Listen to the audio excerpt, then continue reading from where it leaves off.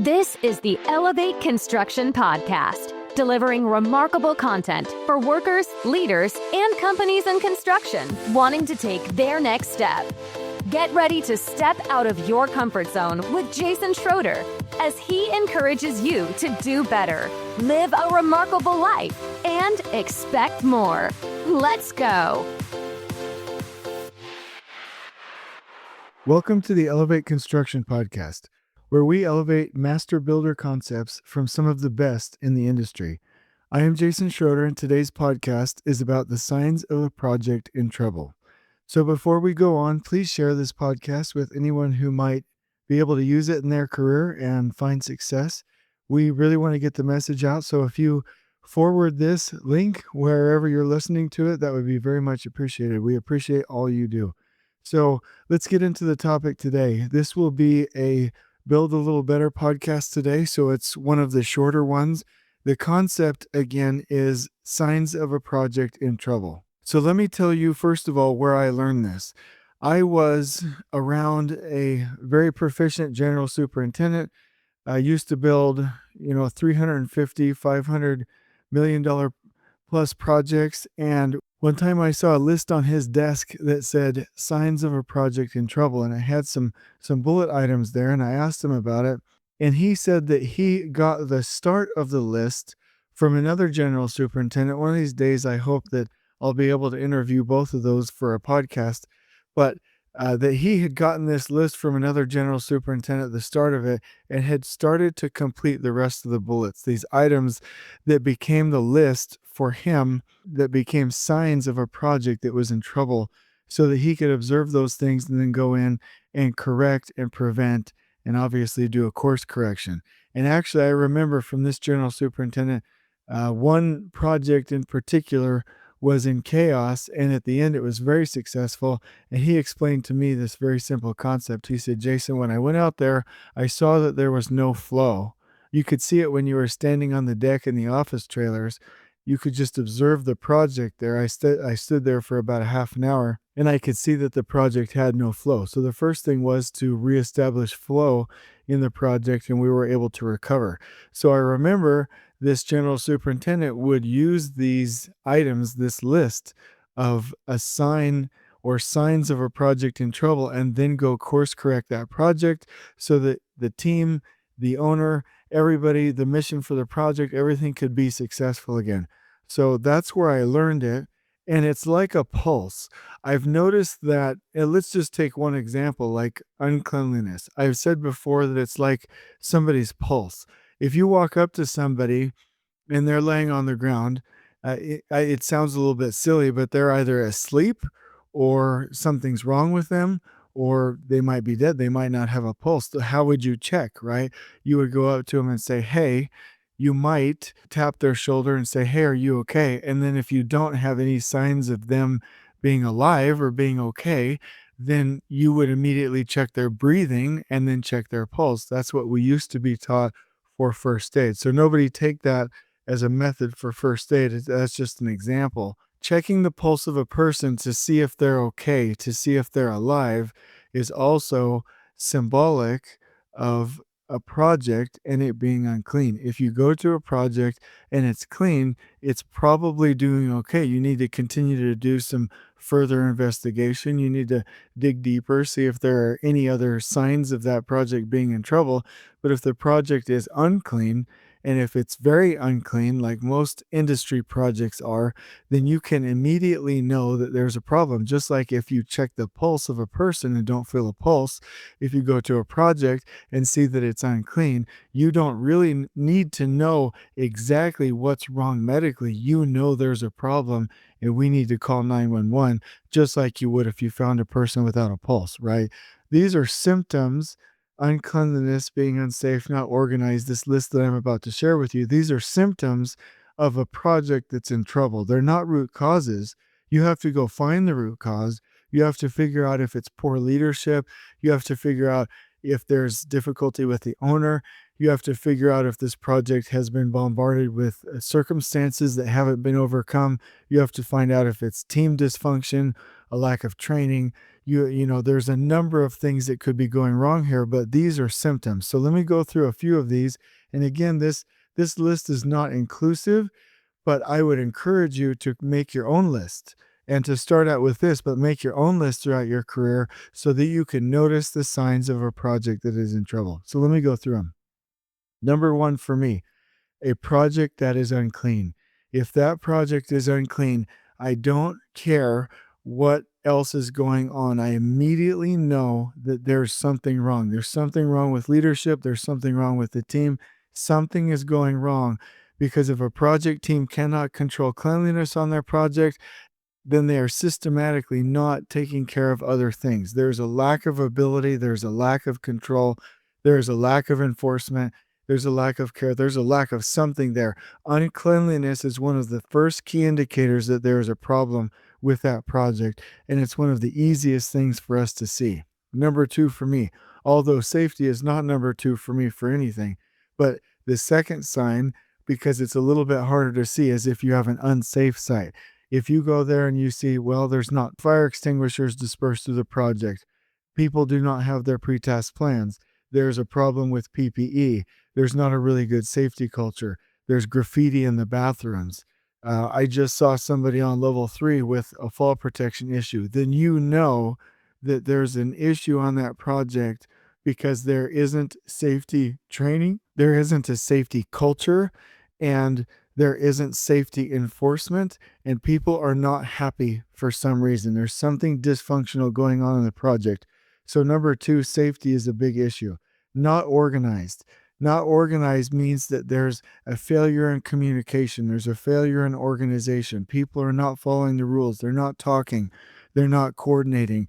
And it means that there's a systematic problem with the vision of the project, whether it's from the leadership from the team or the communication of that leadership or that vision.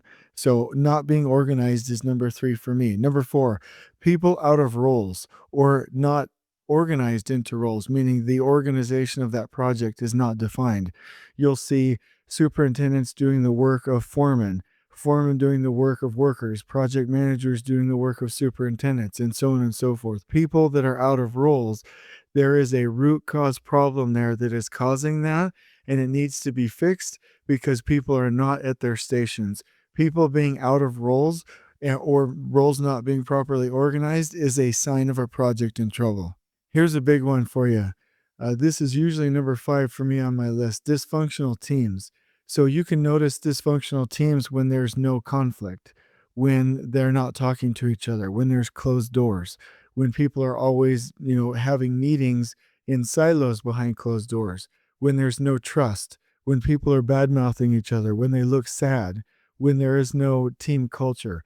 If you see a dysfunctional team, when you go in there and you just feel this kind of a cancerous, kind of a swampy, negative, just dirty, icky, untrusting feeling amongst a team, that is a sign that that project is in trouble and we need to go fix it. Here's another one. There are warning systems on a project that should trigger us if there's a problem. Safety metrics, quality metrics, schedule metrics, and especially if we see negative flow. There are health reports for building information modeling, our financial reports, procurement. There should be float indicators for procurement. There should be triggers in that procurement log or in our procurement system to show if there's an issue. Self-perform profitability, risks. Does the project team track risks and track the potential dollar value for your risks on a risk register or a risk and opportunity log? Buyout. Is buyout being done on time to make sure that we're on a good path on that project? RFIs. Do we have too many that are late? Submittals. Do we have too many that are late? Change orders. Are we on track? Are we ahead or are we behind? Site utilization planning. What about pay applications? Do we have a good cash flow on the project? And then team health. That is a quick list of 15 things that are usually checked by some of the best contractors in this industry to make sure that we have the right red flags if something's going wrong, but also the reporting, metrics, key indicators to see if we're on track. If a project does not know where multiple of those 15 items are, meaning they might know where schedule is, they might know about BIM, they might know about buyout, but the other ones, they're like, let me find out, or the file isn't on the server, or they haven't been keeping up the file, or they might not have a procurement log at all. That is a sign that the project is in trouble because they don't know where they are. So again, safety, quality, schedule, BIM, financials, procurement, self-perform, risks, buyout, RFIs, submittals, change orders, the state of the site utilization plan, pay applications, and team health. Those 15 things have to be tracked by the project team, and if they're not, that is a sign that that project is in trouble. Here's another one, turnover. Turnover is one, and this really gets people because even on some perceived good teams, people will say, well, we have a really good team and the project's doing really well, but we have lots of turnover. It's just a circumstance. It's just one of those things that happens, and that's not true. Turnover is very much a sign of a project in trouble. Even if the team thinks they're doing well, there is a failure in leadership, there's a cultural problem, there's something there that needs to be fixed. Low energy. If people are not excited and driving with a sense of urgency, with a sense of enthusiasm, and happy to come to work, happy on Sundays to come to work on Monday, and they are driving together for a high performance goal, leaning in as a team, if there isn't high energy, that is a sign that that project is in trouble. Here's one where you can know if you have a project that might be in trouble and a team that might need some training. If they have bad meetings, if they have ineffective meetings that might be boring, people that show up to them late, people pull up their computers and they start doing work that doesn't pertain to the meeting. If the meetings are not effective with healthy conflict, they don't follow the Patrick Lencioni model of how to run meetings. If they don't have certain meetings, like let's say they've just canceled the team meeting, they've just canceled the procurement meeting, they don't meet with their foreman. If these meetings are ineffective, or if they don't have them, that is one of the biggest ones for me. I automatically know that that project is in trouble. And again, I want to mention again and actually just make it a bullet list item. If there isn't any conflict, if there isn't any leaning in and working as a team and calling each other out and holding each other accountable, that is huge because that means that they haven't made it past their storming phase. So in team development, there's the forming phase, storming, norming, and performing. So forming when they're coming together, storming when they're getting used to each other, having healthy conflict, stepping on each other's toes, trying to figure out who goes where, who does what. Then you go into the norming, people normalize around a leader, and then performing, people normalize and start performing around the performance goal as a team together. That phase, every team will go through that. And if a team hasn't gone through the healthy conflict storming phase, then that team is dysfunctional and there's a problem and that project is in trouble. So if there is no conflict, that is a huge sign that we need to get something fixed and start looking for some root causes. Here's some more, and I want to expand how we make these lists. And again, I hope you make your own lists.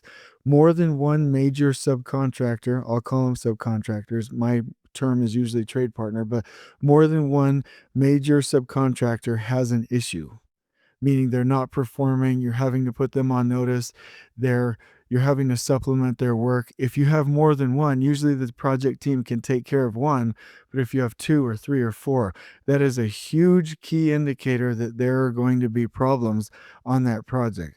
Like if your electrician is having trouble, you'll barely get to the end with that, but if your electrician and mechanical is having trouble, that's huge. Your electrician and your metal stud framing contractor is having trouble, that is huge. That is a huge problem. That is a telltale sign that that project is in trouble. If you have an unreasonable owner, now I'm not saying a difficult owner, we've always had difficult owners, we've always had owners that expect a lot from us, that is good. But an unreasonable owner that either is abusive to the team or cannot be reasoned with, or says randomly, hey, I want you to cut 2 months off of this project. If you have an unreasonable owner, that is another sign of a project in trouble.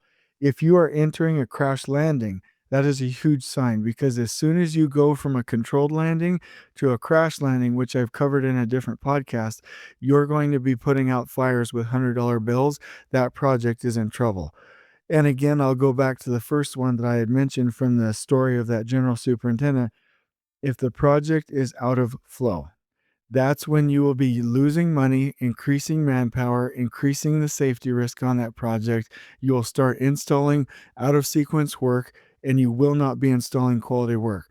So there's a list, a preliminary list for you that you can use of a sign of a project in trouble. These are signs of a project that has something wrong. We need to go dig in. We need to meet with the team. We need to be there for a little while. We need to ask for input.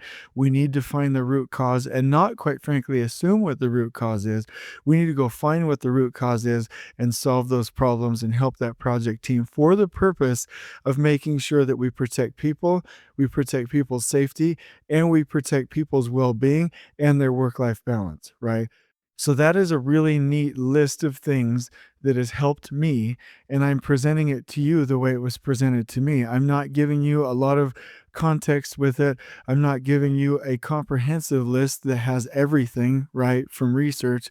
I would like to invite you to make your own list, to use this to identify, to notice problems or a project that is in trouble, and then go prevent further issues by correcting that problem, finding the root cause, correcting the problem, and getting that project back on track. So here's an invitation for you, and I hope you take it because it's been absolutely remarkable for me. Go make your own list. Write down those things. Put it on a card. Put it on your notes on your phone. Put it somewhere. And as you're doing project or as you're observing your own project, keep this in mind. And if you ever see one of these, immediately go into investigation mode and get that. Work with the team, work with the on-site team, work with your partners on the team to go find the root cause and get everybody back on track. That's the invitation. And I really think this will work for you if you do this. I mean, do it today, do it tomorrow. Once you hear this podcast, go make your own list.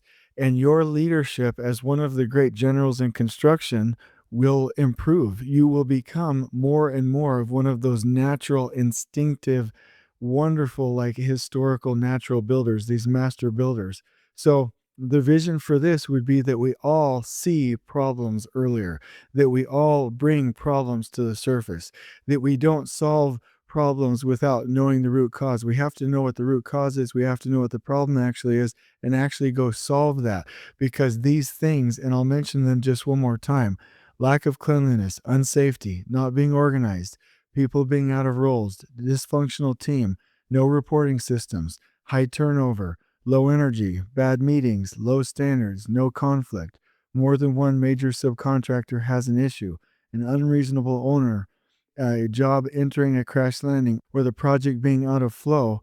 These are signs that the project is in trouble. So we can go fix this for the benefit of our workers so that they don't have to pay for the sins of a failed project, for the benefit of our people so that they can be happy and healthy at home throughout the duration of the project, so we can be profitable, so that we can take care of our owners and make sure that they have remarkable projects, and just so that we can realize that every project has problems.